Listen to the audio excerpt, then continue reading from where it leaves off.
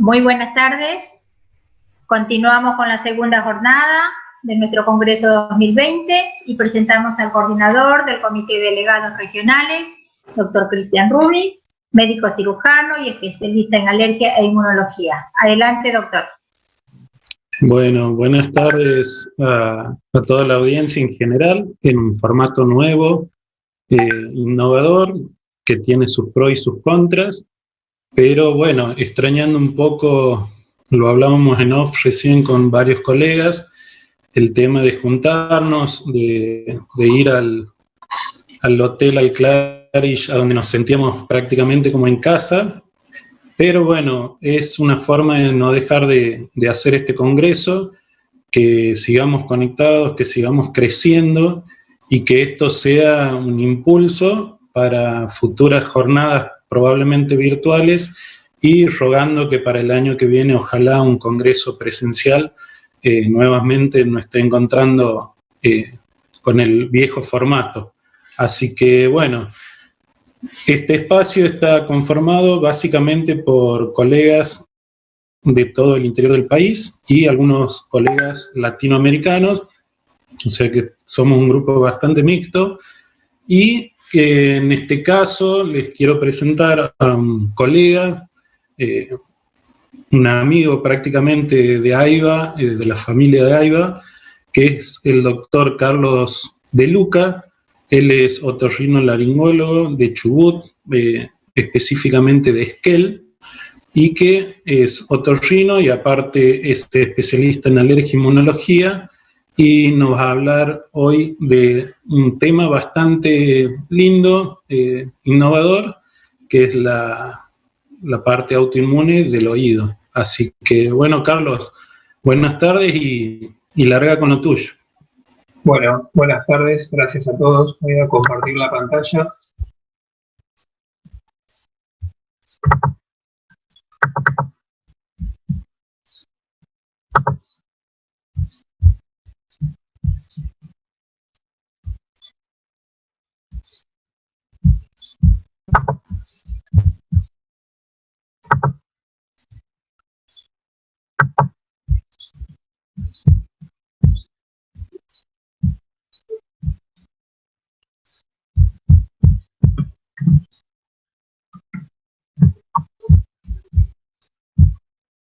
Bien, ahora sí, perdón por la demora, quiero agradecer a las autoridades del Congreso por esta invitación, en esta situación particular, como decía Cristian. Yo soy el doctor Carlos De Luca, soy otorrinolaringólogo y especialista en alergia e inmunología, vivo en la ciudad de Esquel, y esto de la virtualidad hace que pueda sentirme cerca de todos ustedes. El tema de hoy es un tema, me parece que pocas veces tocados en los congresos de alergia, por eso me pareció interesante traerlo, y es la patología autoinmune del oído. Con respecto a la patología autoinmune del oído y otorrinolaringología, existe una clara relación entre estas enfermedades y el área de otorrino. Las manifestaciones orales, por ejemplo, como las ulceraciones recurrentes de la mucosa oral, pueden ser vistas en el lupus o en el síndrome de Sjögren o en el pértigo vulgar o en la enfermedad de Behçet. Las glándulas salivales también pueden estar expuestas y se encuentran afectadas en pacientes con Sjögren o con sarcoidosis, dos condiciones que además podrían estar asociadas a serostomía y a la disfunción del nervio trigeminal y a la parálisis facial periférica. En el caso del análisis de los senos paranasales, pueden estar afectados en pacientes con Wegener o con síndrome de Church-Strauss o en la policondritis recidivante y en la sarcoidosis. En la laringe, la articulación cricoaritenoidea se encuentra muchas veces afectada en la artritis reumatoidea y en la espondilitis anquilosante, y en el lupus, en la dermatomiositis y en la esclerosis sistémica es bastante habitual encontrar pacientes con disfagia. Pero el tema que nos toca hoy es hablar exclusivamente del oído. Esto es a modo de pantallazo de las patologías que pueden estar relacionadas con el otorrino. En 1979 fue descrito por primera vez esta enfermedad autoinmune, a la cual se le asignaron diferentes nombres, con un síndrome caracterizado por una hipoacusia de tipo neurosensorial, progresiva, habitualmente acompañada de vértigo y acúfenos, Y entre estos términos se utilizaba el de hipoacusia neurosensorial autoinmune o el de hipoacusia neurosensorial idiopática bilateral. Sin embargo, considerando la afectación del sistema vestibular, lo más adecuado es hablar de enfermedad autoinmune del oído interno, siendo que este síndrome puede presentarse en forma aislada o bien como una manifestación de algún tipo de vasculitis primaria o de granulomatosis. Debe ganar por el síndrome de Cogan o el síndrome con algún desorden inmunológico previo. Bien, ahora, ¿son frecuentes estas enfermedades o son poco frecuentes? La realidad es que el compromiso del oído interno en las enfermedades autoinmunes es estimado en menos del 1% de todos los casos de pérdida de audición adquirida y sigue la epidemiología típica de las enfermedades autoinmunes en edad y sexo. Por lo tanto, predominan en las mujeres entre los 30 y los 50 años de edad. Entonces, ¿por qué este tema traerlo a un congreso si es solamente el 1% de los casos de hipoacusia? Bien, en principio para darle la posibilidad al paciente que restaure, que padece una enfermedad autoinmune, que pueda restaurar la audición en forma completa o en forma parcial, con un adecuado tratamiento hecho en tiempo y forma. Y esto es así porque es difícil a veces llegar al diagnóstico porque hay mucha variabilidad en las formas de presentación, hay un limitado conocimiento, cuando uno no piensa en las enfermedades probablemente no la diagnostica, hay una escasa evidencia y lamentablemente no tenemos test diagnósticos específicos que hablen de autoinmunidad en el oído. Con respecto a la fisiopatología, si bien hace varios años se consideraba como al sistema nervioso central, al oído, como un órgano carente de respuesta inmune, un órgano inmunoprotegido, se pudo demostrar el daño mediado por células que se encuentran en el desagüe linfático o que se reclutan desde la circulación general, encontrando anticuerpos dirigidos contra el neuroepitelio, específicamente contra las células ciliadas externas o por el efecto indirecto de la isquemia en los casos de vasculitis. Los cambios más habituales que encontramos en las enfermedades autoinmunes en el oído interno son la presencia de hidrops endolinfático, la laberintitis aguda con atrofia de las células ciliadas, las células de sostén, la proliferación del tejido óseo y de tejido fibroso y la degeneración neuronal. También se señala que existe una alteración fenotípica en las poblaciones de las células, existiendo un desequilibrio TH1-TH2 y una sobreexpresión en las células natural killer, como por ejemplo ocurre en la enfermedad de Meniere. Con respecto a los síntomas de estas enfermedades, algunas de las características que se distinguen en estas enfermedades son que tienen un curso rápidamente progresivo, que si bien pueden encontrarse latentes, en general sufren un agravamiento rápido dentro de los 3 meses de iniciado, que usualmente el compromiso es asimétrico, que es cosa poca común en las hipoacusias en general, y típicamente el daño del otro oído puede estar separado por semanas o meses, pero que en general suele aparecer. Cuando hay tinnitus, este acúfeno o tinnitus de las enfermedades autoinmunes está principalmente asociado a la pérdida de audición, que es raro encontrarlo en forma aislada, y los síntomas vestibulares como el vértigo rotatorio o el desequilibrio en general pueden seguir a la oclusión temporaria de la arteria vestibular anterior, y esto ofrece muchas veces síntomas similares a la enfermedad de Meniere por la fluctuación de los síntomas vestibulares.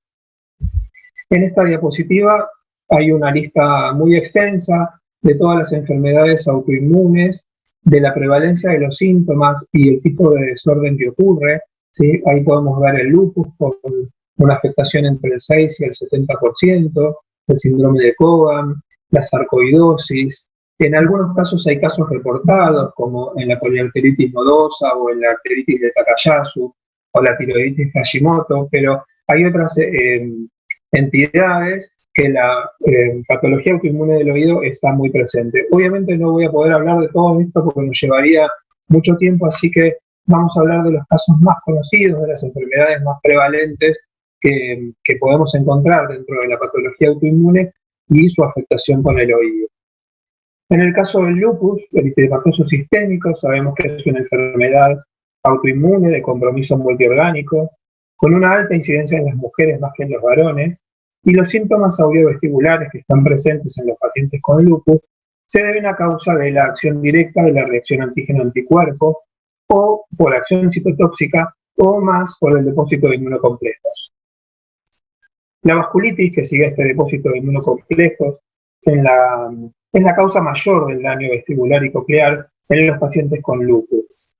Estos depósitos de inmunocomplejos lo que hacen es reducir el flujo de los pequeños vasos, con el consecuente decrecimiento del flujo sanguíneo y de eficiencia del oxígeno.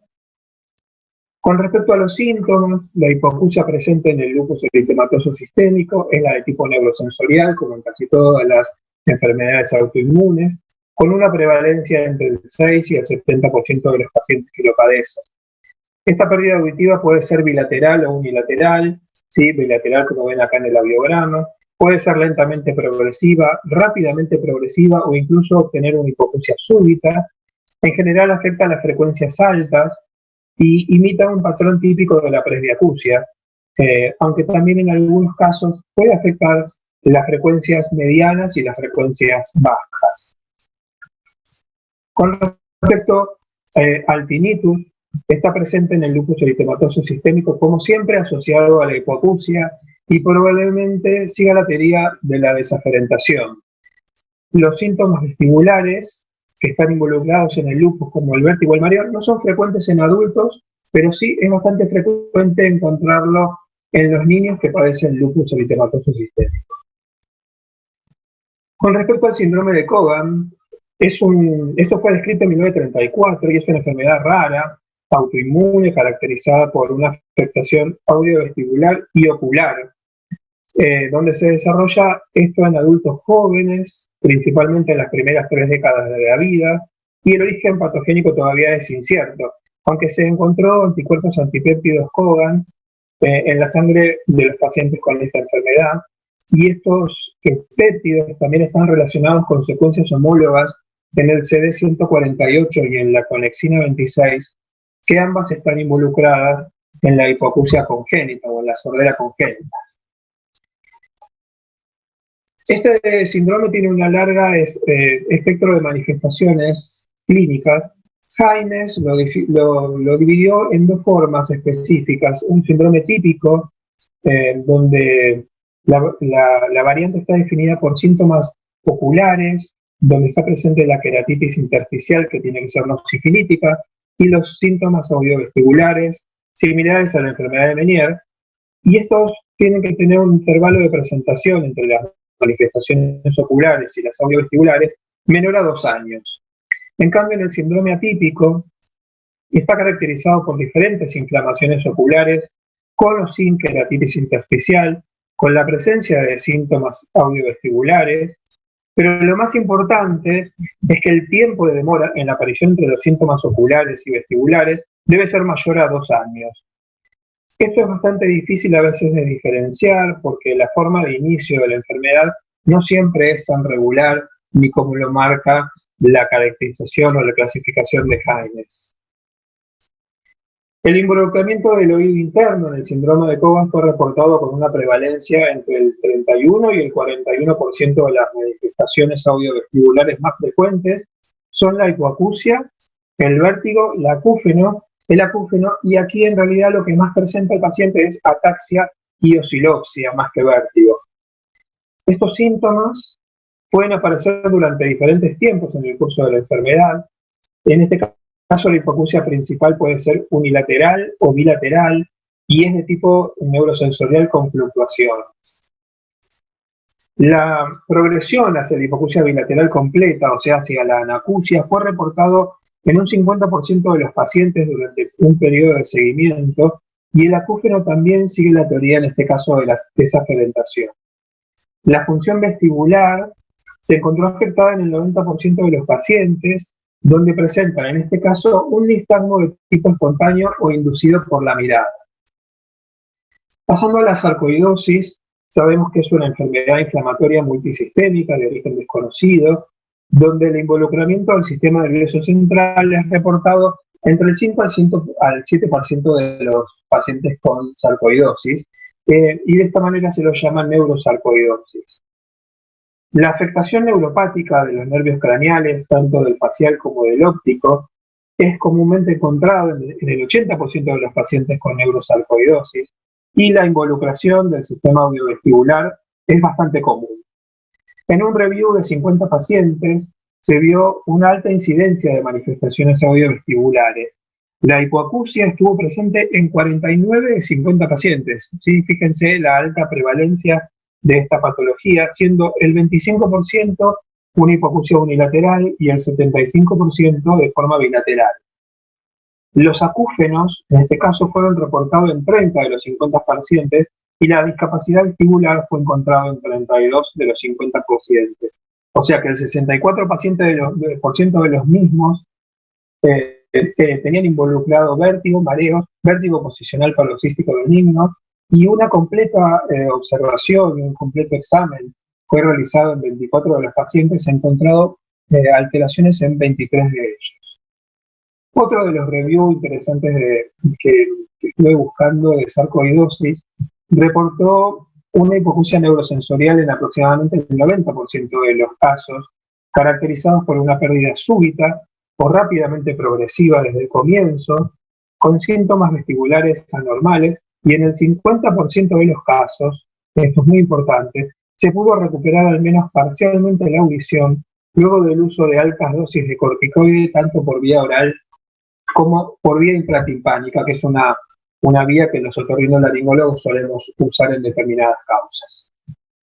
Pasando a la artritis reumatoidea, enfermedad inflamatoria crónica que afecta aproximadamente el 0,6% de la población general, los síntomas de la artritis reumatoidea están referidos casi siempre a las articulaciones y a las regiones periarticulares, aunque también afecta a diferentes órganos como los pulmones, la piel, el corazón y los ojos.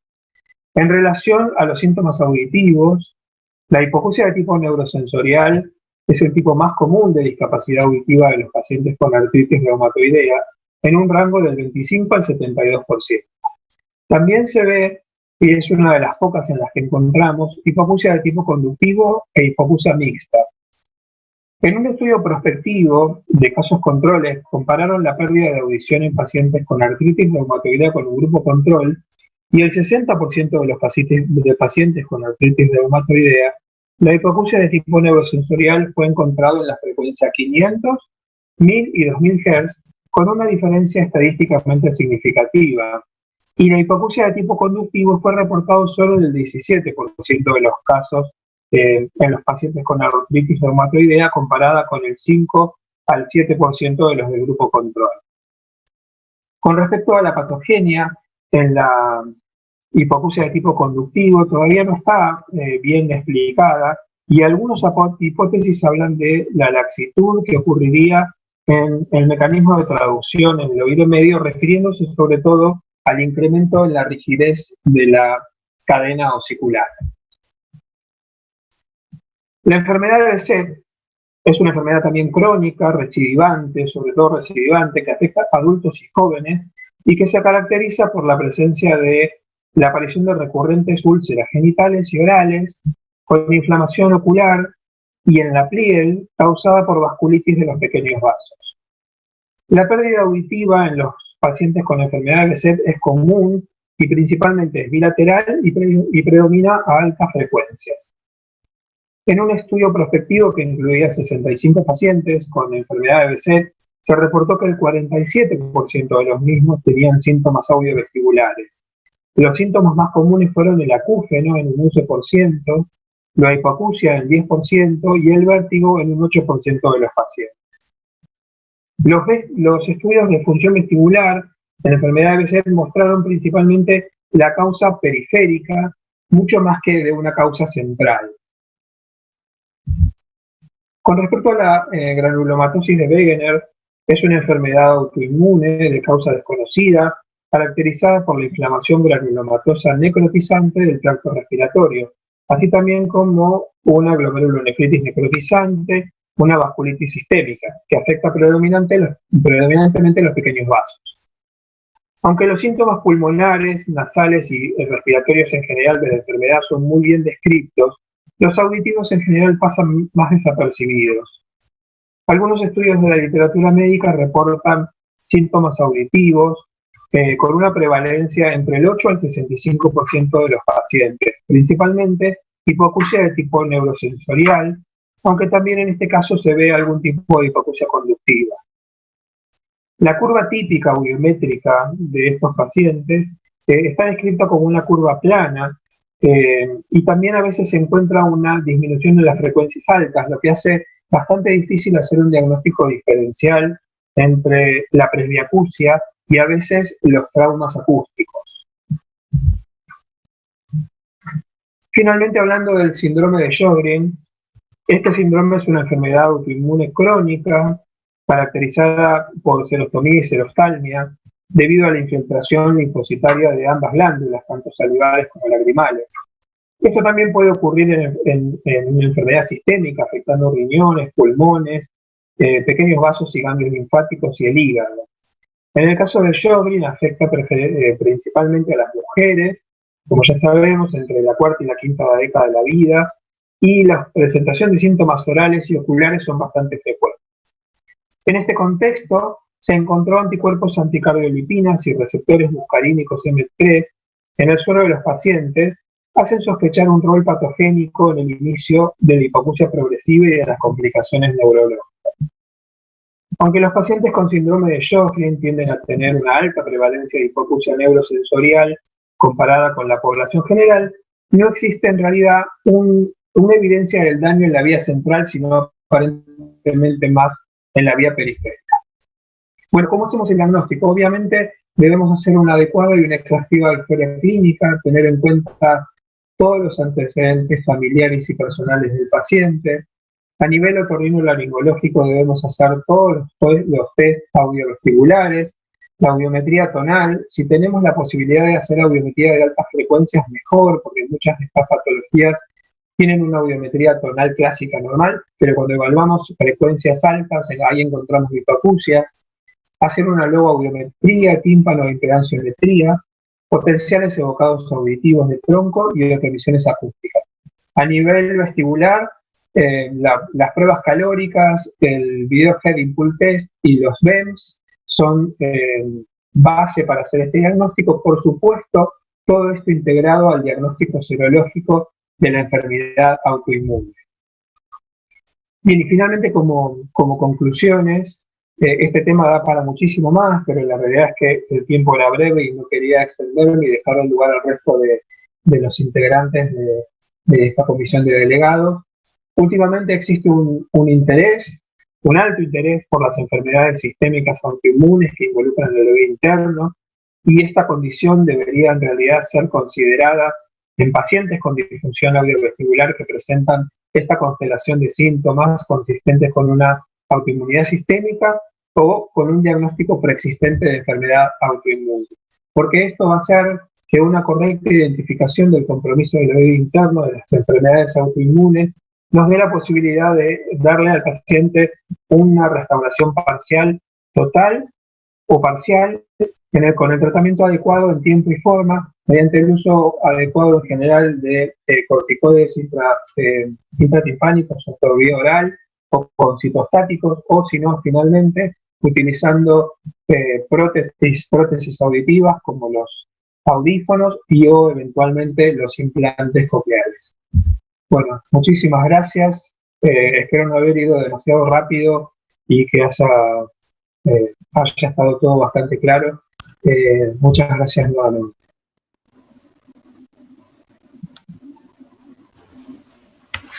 Bueno, buenísimo, Carlos. Gracias. Por nada. Un aplauso virtual. Muy buena. Te faltaron 5 minutos inclusive, ¿no? Pero, wow, bueno, me sobraron 5 minutos. Pero estuvo genial. Bueno, vamos a pasar. Sí, decime. No, que les iba a decir que hay muchas otras enfermedades también, la colitis ulcerosa, la miastenia gravis, hay muchas más enfermedades autoinmunes que también tienen influencia en el oído interno, pero bueno, estas son a lo mejor las que más se ven en la consulta inmunológica. Sí, totalmente, y es algo que bastante nuevo, digamos, por lo menos para lo que uno escucha, entonces está bueno para agudizar un poco la sapiencia y cuando tenemos pacientes con enfermedades autoinmunes, aunque sea pensarlo, ¿no? Tal cual. Para tener mejorarles la calidad de vida. Bueno, si te parece, pasamos a la siguiente expositora, una médica mendocina que se organizó unas super jornadas el año pasado en Mendoza, que estuvieron excelentes. Bueno, la voy a presentar formalmente. Ella se llama Verena Carnielo, es médica de la Universidad de Aconcagua de Mendoza, es ORL y es especialista en alergia e inmunología por AIBA. Así que, bueno, Bere, te doy la bienvenida y arrancamos con tu presentación. Gracias. Bueno, ahí vamos a compartir pantalla.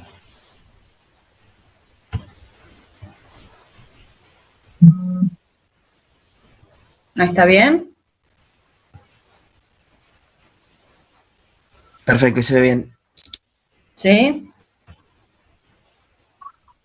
Ahí está. Bueno, buenas tardes. Mi nombre es Carnielo Verena, soy mendocina, soy médica especialista en alergia e inmunología de AIBA, y el tema que vamos a tocar en esta tarde de la segunda jornada del Congreso es fenotipos de rinitis.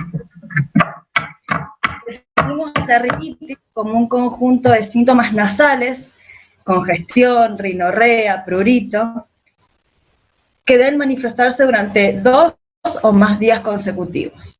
La terminación itis implica la existencia de una inflamación que no siempre está presente, por lo que sería más correcto decir que la rinitis es una inflamación de la mucosa nasal.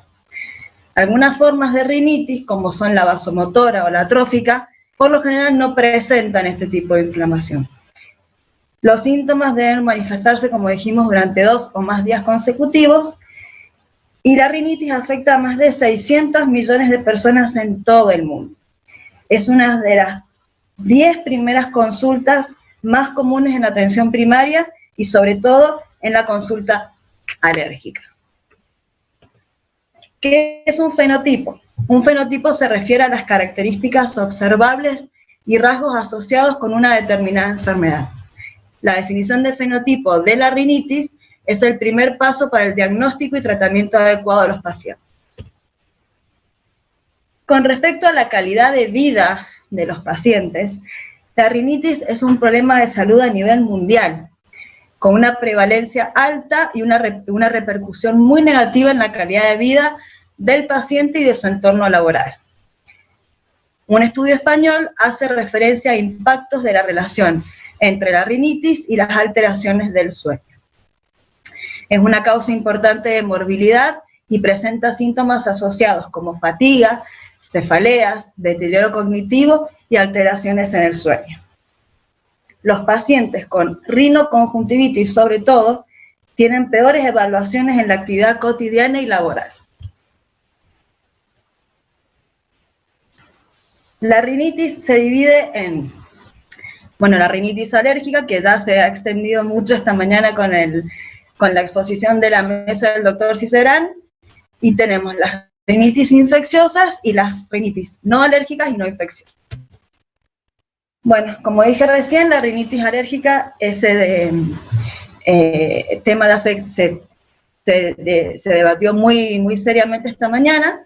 Para hacer un breve repaso, es una enfermedad inflamatoria crónica de la mucosa nasal, mediada por IgE y gatillada por aeroalergenos ambientales.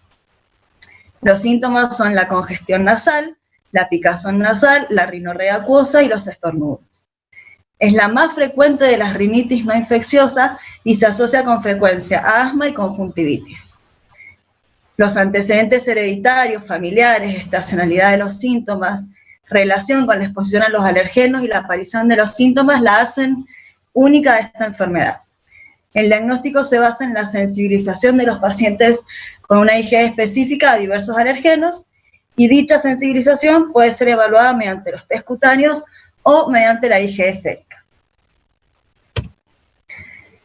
Según las guías GEMA, las recomendaciones es para el médico alergólogo clasificar a la rinitis alérgica en función de su duración en intermitente y persistente y en función de su gravedad en leve, moderada o grave. Hay que establecer el diagnóstico de rinitis alérgicas con criterios clínicos, confirmar el diagnóstico de rinitis alérgica mediante los prick test o determinación de IgE específica, tratamiento farmacológico y tratamiento con inmunoterapia con alérgenos. Rinitis infecciosa, que es otro de los fenotipos en la rinitis. La mucosa nasal está expuesta a contactos de bacterias y virus, ocasionando con frecuencia infecciones. Las células epiteliales de la vía respiratoria son la localización primaria de la infección, lo que ocasiona una respuesta inmune a través de componentes innatos y adaptativos que es de una rinitis bacteriana, que suele afectar a las estructuras vecinas, en particular los senos paranasales. La obstrucción nasal de cualquier causa predispone a una infección de los senos por la oclusión de su zona de drenaje, el complejo osteomeatal, y también se produce una reducción del óxido nítrico, que es un gas tóxico para las bacterias y virus a nivel de los senos, por lo que es común que evolucione a una rinosinusitis, presentando obstrucción nasal, dolor facial y secreción mucopurulenta. La obstrucción nasal predispone a la infección de los senos por la oclusión de la zona de drenaje, lo que lleva, como dije anteriormente, a una rinosinusitis. Las bacterias más frecuentes en las vías respiratorias son Staphylococcus, Streptococcus haemophilus y la moraxella. La mayoría tiene factores de virulencia que afecta y disminuye la aclaración mucociliar y la capa de dióxido de hidrato de carbono para evadir la fagocitosis. Continuamos con la rinitis vírica, que es otro de los tipos de fenotipos de rinitis. Los causantes más habituales de las rinitis víricas son los rinovirus, y es una inflamación aguda de la mucosa nasal o faringia en ausencia de otros trastornos respiratorios, como la amigdalitis, la laringitis y la bronquitis, que puede cursar o no con fiebre. Su patogenia: los virus penetran en las células del epitelio nasofaringio y comienza la replicación del mismo, provocando una inflamación local que da lugar a una dilatación de los vasos sanguíneos con la consiguiente edema y secreción, y el aumento de la secreción de las glándulas de la mucosa. Otro tipo de rinitis es la rinitis medicamentosa. El mecanismo de la rinitis por el uso de descongestivos nasales tópicos se considera que es secundario a una disminución de la regulación de receptores alfa-adrenérgicos debido a la estimulación constante, lo que provoca tolerancia. Es un proceso inflamatorio crónico de las membranas de la mucosa nasal, consiguiente al uso prolongado de agentes vasoconstrictores tópicos. Los pacientes con bloqueo nasal y rinorrea presentan de base una rinitis alérgica como enfermedad nasal subyacente e ignoran el origen de su taponamiento, haciendo el uso prolongado de los mismos.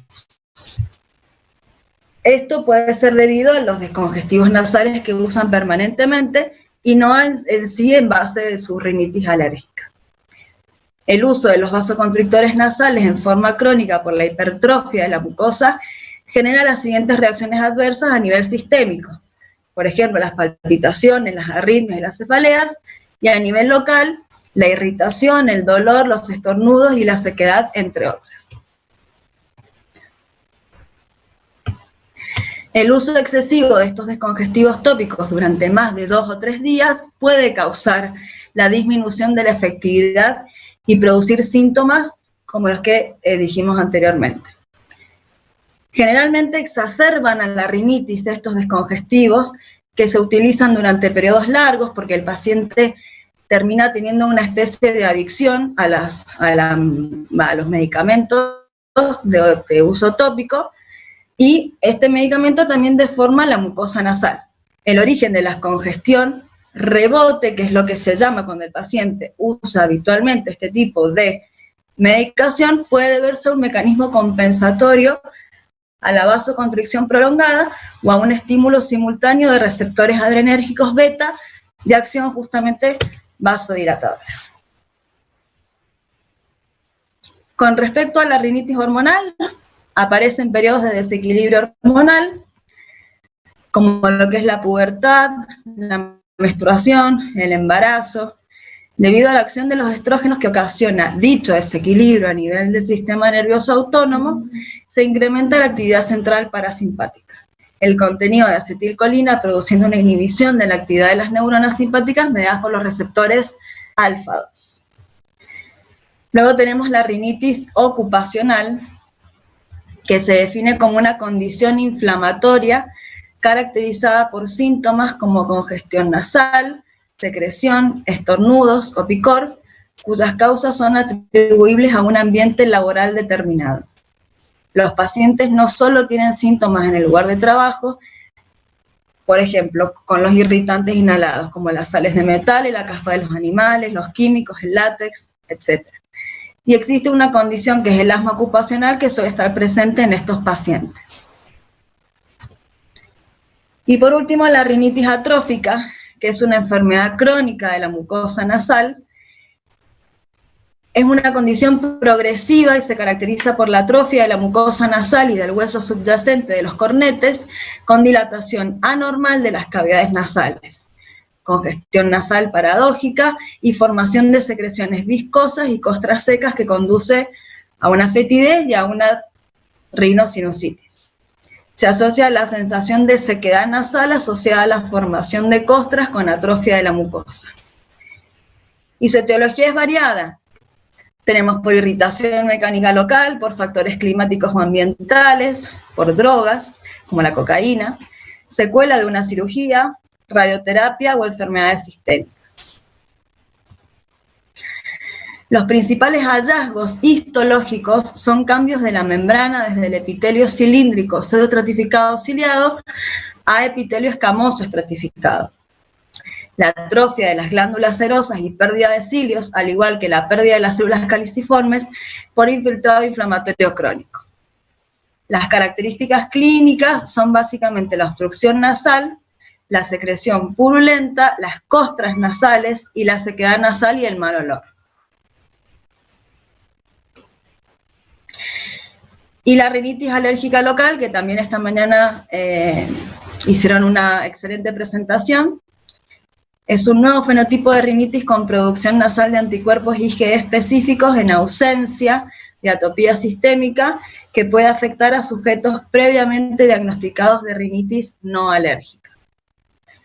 Los síntomas son sugestivos a rinitis alérgica, hay una producción local de IgE específica y hay un patrón Th2 de infiltración celular de la mucosa. Es una enfermedad crónica con tendencias a empeorar y se asocia a síntomas bronquiales y conjuntivales. Su diagnóstico se basa en la historia clínica detallada, ya que es muy difícil el mismo, y en la demostración de una respuesta alérgica nasal a aeroalergenos. Y el tratamiento también es con antihistamínicos locales y corticoides intranasales son efectivos.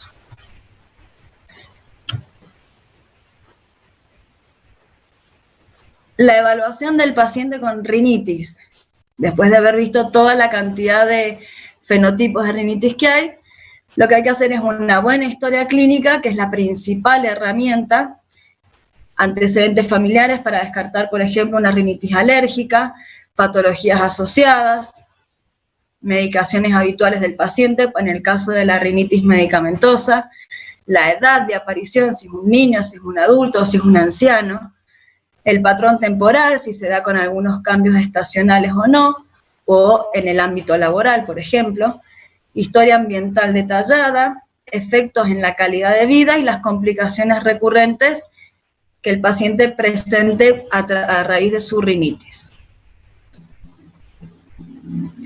El examen físico, se evalúan los rasgos faciales generales, ahí vamos a determinar si un paciente es alérgico, si no es alérgico por las fases típicas que presenta. Al examen nasal vamos a ver una especial atención en la mucosa de los cornetes, la cantidad de moco, el carácter del moco, no es lo mismo el moco, la mucina alérgica, que el moco de una rinitis atrófica, por ejemplo, de una rinitis medicamentosa, el estado del tabique nasal y la posible presencia de pólipos o tumores que lleven a ese tipo de rinitis. Y con, bueno, el examen complementario de RL, la otoscopía, debemos descartar signos de disfunción tubaria.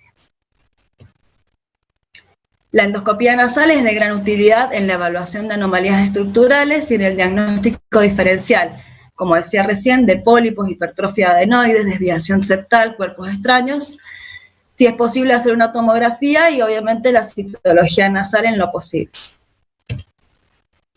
Los diagnósticos diferenciales son muchos. Vamos a hacerlo como en comparación con síntomas sugestivos con rinitis alérgica, la rinorrea hialina anterior, estornudos a repetición, obstrucción nasal, prurito nasal, conjuntivitis, nos llevan a pensar en una rinitis un poco más de tipo alérgico, y los síntomas no asociados con rinitis alérgica son los síntomas unilaterales, obstrucción nasal como única sintomatología, rinorrea mucopurulenta, dolor y la anosmia. La rinitis es un término como conclusión que define un grupo de enfermedades de diferentes etiologías con síntomas y signos nasales y una variedad de características clínicas. La rinitis puede clasificarse en diferentes fenotipos, como ya hemos visto. Cada fenotipo tiene diferentes mecanismos fisiopatológicos. Los tres principales fenotipos de la rinitis no infecciosa son la alérgica local y la no alérgica. La identificación y diagnóstico diferencial de los fenotipos específicos de la rinitis y sus potenciales multimorbilidades facilitan su mejor estrategia terapéutica y es necesario el manejo multidisciplinario. Muchas gracias.